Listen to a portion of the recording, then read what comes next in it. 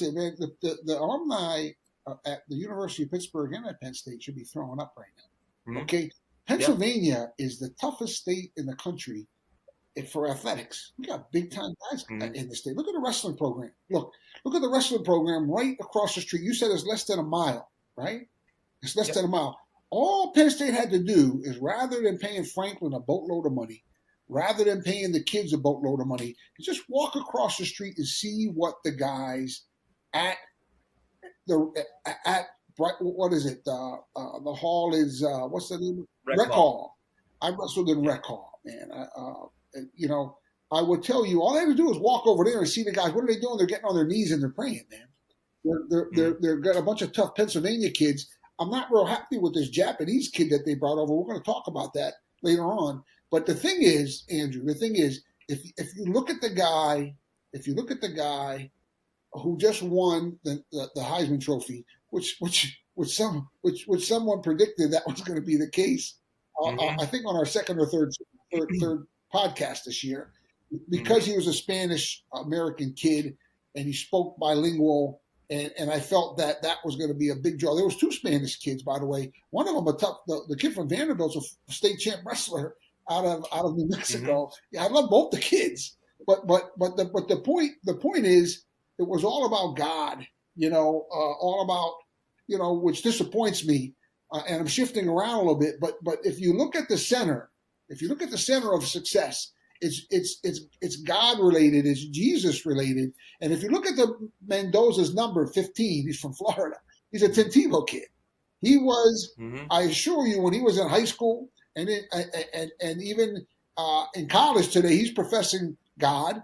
He's not professing Christ enough and Jesus enough, but he's professing God. I think he's been muzzled like Tim Tebow was muzzled back in 2010 when the NCAA, shut him up and said no more scriptures on his face or on his shirts or on their towels, but that's how bad the NCAA is, Andrew.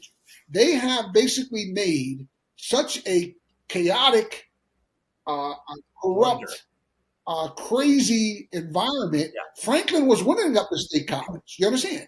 Down at LSU, they were winning down at LSU too. But so what LSU and what Penn State does, two top schools in the country for alumni, right? What they do is they add bigger payrolls to their coaches, right? And they steal coaches from other universities. And what they do is they're going to add more money, right? More money. Why don't you just play a rivalry?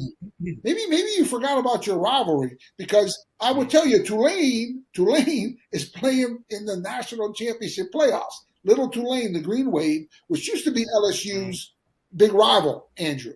That was a big rivalry game at the end of the season, like Pitt and Penn State. So neither one of them have a rivalry, and both of them are falling apart. So maybe what LSU needs to do is go back to basics. Orgeron, man, they had two former players on my brother George's football team when he played, coaching. Alumni were coaching, and Penn State, was recruiting local Pennsylvania kids and doing just fine until the money. To the NIL money, and that's the NCAA, who has basically corrupted the college athletics, Andrew. And if you look, rivalries are what it's all about, man. I watched the Army-Navy game. Go watch that game, all right? That's true football. Any of the people watching us, that's college athletics, man. I watched a little bit of volleyball over the weekend and some soccer over the weekend. Man, these kids are going after it, man. It was awesome to see NC State and Washington going at it, to watch Pitt and Nebraska and Texas A&M and all these different – man, they're going after it. You understand? Hey, guys, quick 5-second timeout. Check to see if you're subscribed to the channel. It keeps it free. We love you guys. Thanks for listening. Okay, let's get back to the show. Let's pivot right off that point, because that's a good point. So you watch the Army-Navy game. These guys, it's like you're watching, like you said, real college amateur athletics. Right? And Navy's 10-2. So, Navy's 10-2 and going to a nice bowl. Yeah. I mean, they ain't paying their guys. The guys were fired up. So listen, Andrew, they were fighting each other. We had these military guys in each other's face. It meant something. Yeah, and look, they were in shape. No fat guys, overweight, 100 pounds and 50 pounds like the NFL guys and the college guys. They're in good shape. The guys, man, they were going after it. It was a great game. I mean, it came down to it came down to like the last. I only watched the last quarter. Well, I don't watch football in general. I just like to peep in and watch. But it was an awesome demonstration of amateur athletics. And that's what I saw in the Army-Navy game. That's what I saw in the women's volleyball. And that's what I saw in the men's soccer, the national championships that I tuned in on. And that's what we're losing. We're losing a great American pastime called amateur athletics. And we just had we just had the guys from the 1980 Olympic team speak out to join us. You know, our voice is the loudest voice and the most consistent voice against changing NIL. The NCAA has no idea what they're doing. They legalized college athletes to gamble. To even say that it's legal for a college athlete to gamble on professional sports, that's a sin. It's corrupt. It's evil. And a couple of the conference teams spoke out, and they reversed it. So we need more than ever. Look, Pennsylvania, Andrew. Pennsylvania, we're in our 250, praise God, our big celebration this year. Pennsylvania is the center of our 250th independence, right? Coming up this year.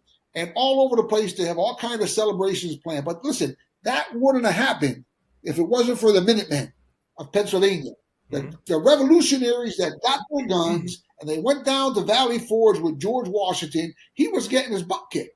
He was getting knocked around. You understand? And what they did in Valley Forge was they started the comeback right here in Pennsylvania.